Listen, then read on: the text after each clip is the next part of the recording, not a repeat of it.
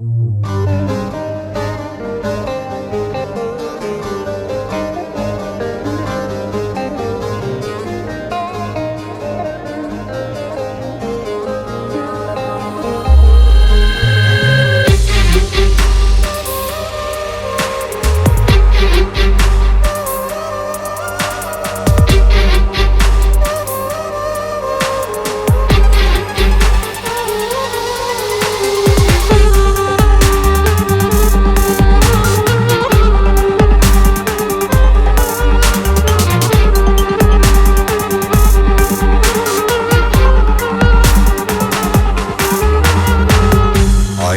oldu, yıllar oldu, şu gönlüme hazan doldu.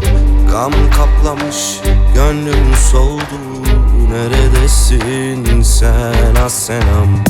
Aylar oldu, yıllar oldu, şu gönlüme hazan doldu. Gam kaplamış, gönlüm soldu. Neredesin sen Asenam?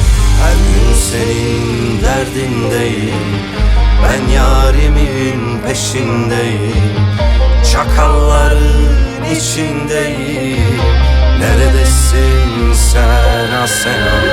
Çakalların içindeyim, neredesin sen Asenam? Yaralı ceylanım, ulu sevdam, arıyorum seni sen, neredesin Asenam? Yaralı ceylanım, ulu sevdam, arıyorum seni sen, neredesin Asenam? Kaygılarım, korkularım seni kaybetmekten. Caddeler, sokaklar bomboş, yaralıyım gerçekten.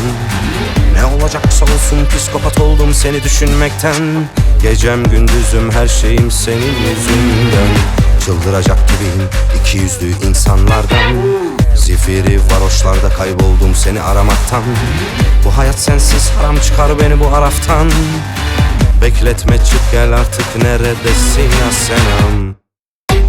Yaralı ceylanım, ulu sevdam, arıyorum seni sen, neredesin Asenam?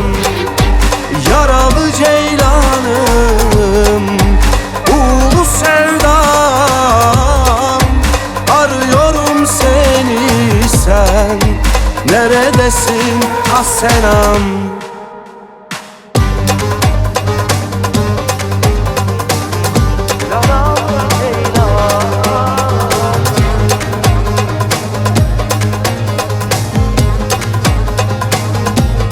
Asenam.